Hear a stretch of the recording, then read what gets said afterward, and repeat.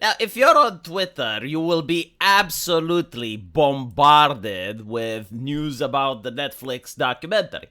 And the news don't seem to be coming from friends and family. They seem to be coming from corporations and politicians.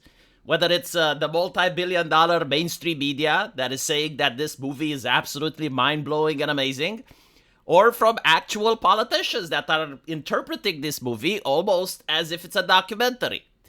And so here you have a British MP talk about adolescence. Let's listen to what she has to say. Thank you, Mr. Speaker. Everyone is talking about Adolescence, the series by Knowsley's own Stephen Graham and Christine Tamarco.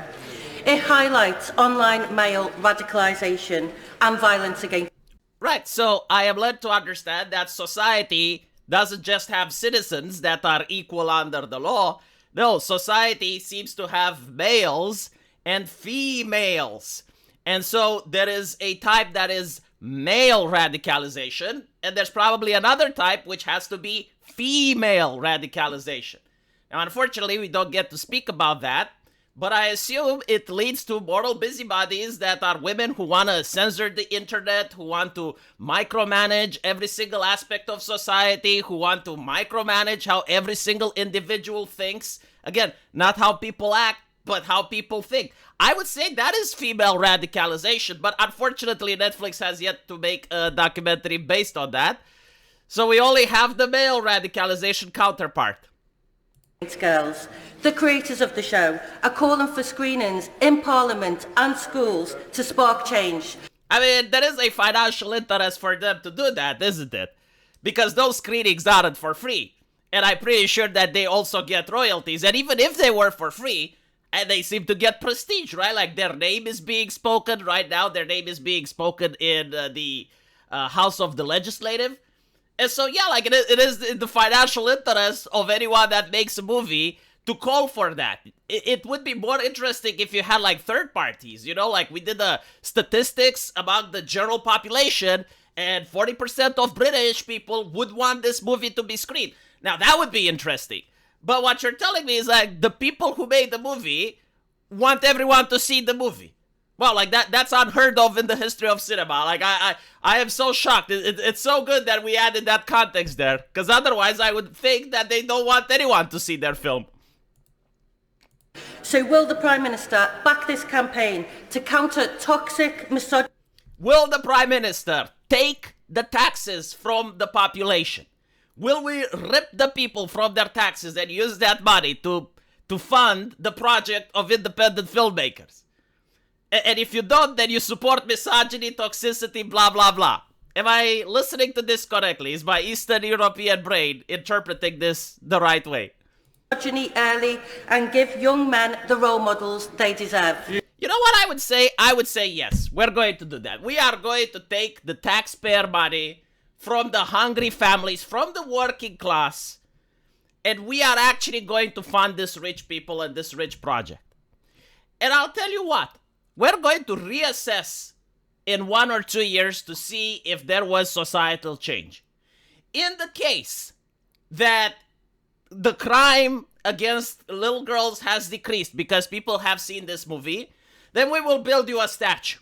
I'm not even kidding. I don't know who this MP is, but like, we will raise a statue for you because you actually did a contribution to our society. You managed to lower violent crime and online radicalization with your genuine idea and your interesting concept of helping more people see this movie.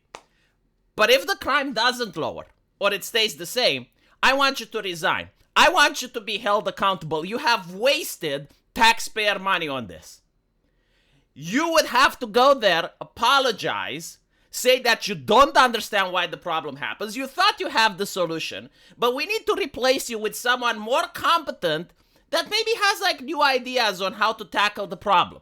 Maybe has new ideas on how to tackle this issue of online radicalization, because it seems that the solution isn't to give rich people more money, to bulge the bureaucrats' pockets with our cash, in order for more people to see films that they can see themselves in their own homes on Netflix. Like most people have a Netflix subscription, right? And you're saying that this movie is insanely good? Like, why wouldn't people just choose to watch it themselves? But like I pale in the front of the wisdom of this parliamentary elected person. And so, like, if they think that this will fix society, if you screen a movie, crime goes down, I'm surprised that the Chinese don't have this thing, right? Like the Chinese Communist Party could also just screen movies and lower crime. The United States, they have crimes in Chicago. Like, maybe they too can just screen a movie and crimes goes down. Like, it's an interesting idea. I say we try it, but I say we try it with accountability attached. Like, if the crime rates go lower, then that's a good thing. In the future, we can make more movies. Like, we can actually have an entire detachment of people working for the government that just make films to lower crime. Maybe you can have films that increase birth rates, like maybe you can solve all the problems in society with films. A film to stop inflation. Maybe Putin can watch some movies so that he stops the war in Ukraine. It's an interesting novel concept. I say we try it. But again, with accountability attached. If nothing changes and just money were wasted, I say this politician should pay that cash from her own pocket. Like, everything that was paid to screen the movie, like, regardless of what those costs are, renting the cinema theaters, whatever, all the royalties involved, she should pay for it herself. But you know what? In the case that it does work, in the case that it does manage to lower crime in society, I think a statue should be raised in her name. Do you think she would take this if this proposition was offered? Right? Like, you resign and you pay for every single cent that costed for the screening of this movie in public, for the royalties, if any. You have to pay for it. But if not, you get the statue.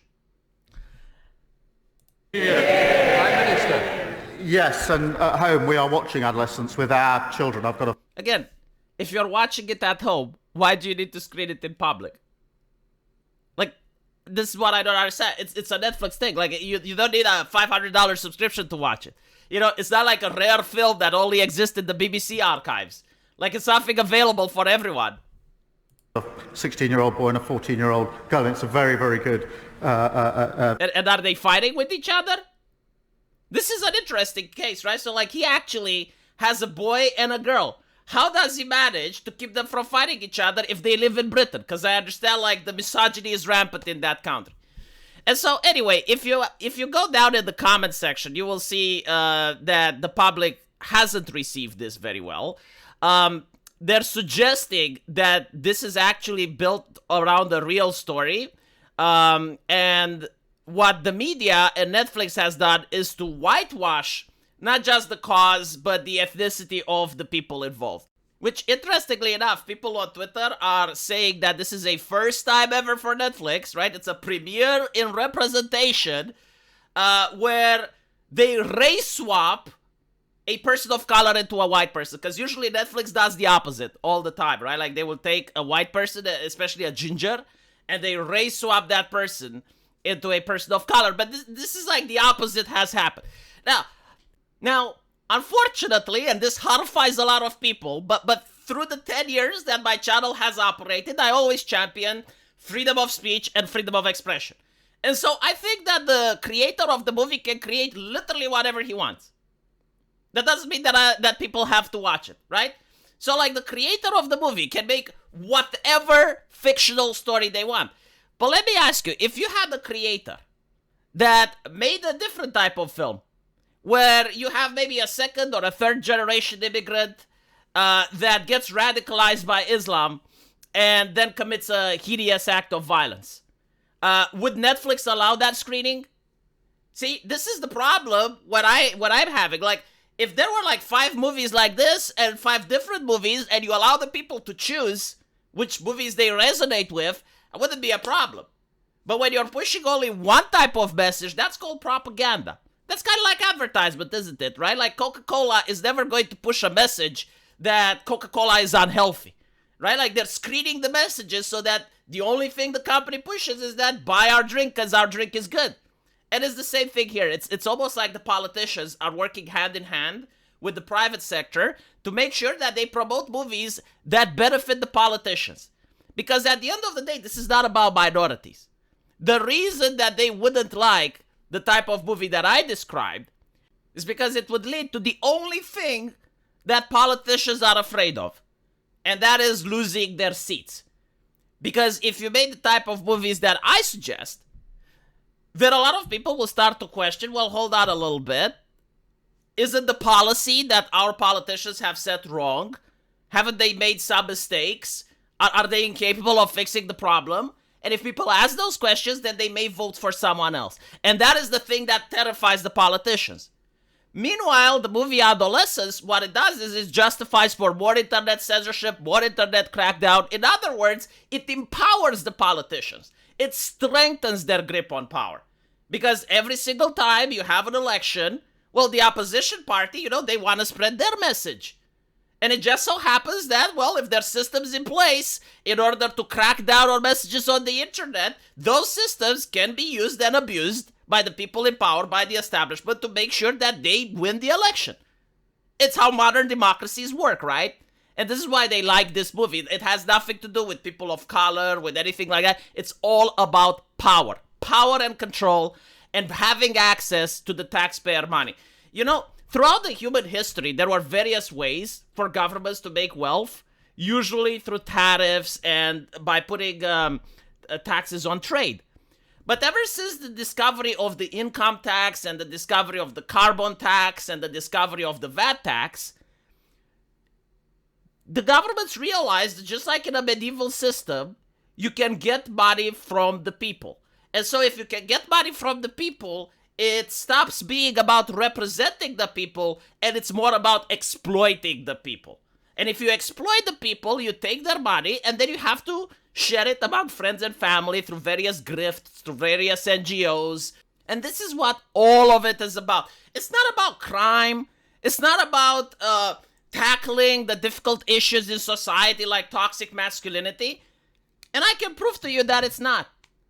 Like, they are blaming, and in the movie they even name dropped Andrew Tate, right? So like they're blaming the internet, and they're blaming like far right or radicalization. Now, if you look at countries in Eastern Europe, you look at Poland, you look at Hungary, you look at Romania, Bulgaria, all of these countries are far more to the right than the United Kingdom is. We have far more stricter gender roles. We have, like, our right wing makes Andrew Tate look like a communist. Our way of thinking is so traditional, so right wing, that, as I mentioned, it makes Andrew Tate look like a communist for us. And despite all that, for some reason, we don't have the same level of crime that leads to death like we see in Britain. We don't have kids knifing each other in our country. We don't have these issues. Now, sure, there are 20 million people. Outliers exist. You can find a couple of cases here and there that are shocking. Every country has those. But if you look at the statistics, if you look at the percentages, what we don't have is one of our mayors coming out and saying that terrorism is part and parcel of living in a big city. For some reason, we lack that. And so, like, maybe British people, if they genuinely want to stop crime, they should send experts into Eastern Europe so that they can learn from us. So that they can get educated and realize that, all right, maybe you don't have all the answers.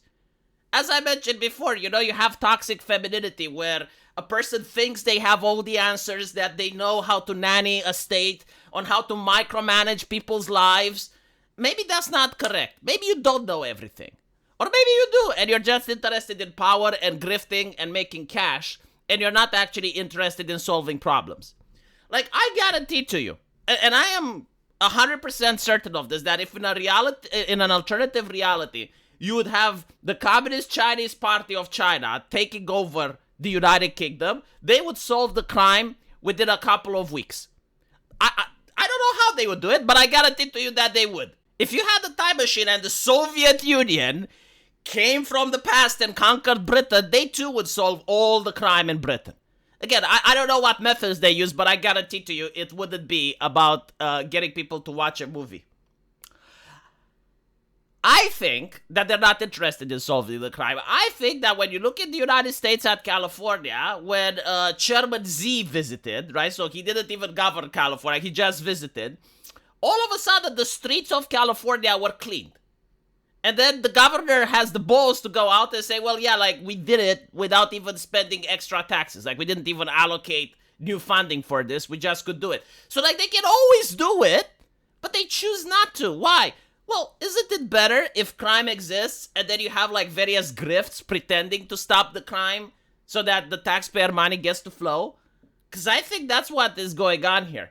You know, the people who made this movie, they're now famous, they're celebrities, the newspapers talk about them, they get to ask so that their movie is being screened everywhere, they're decent members to society.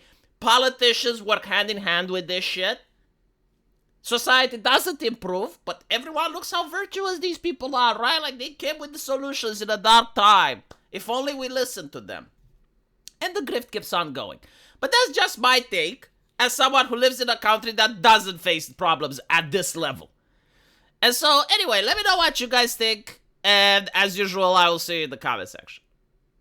Take care.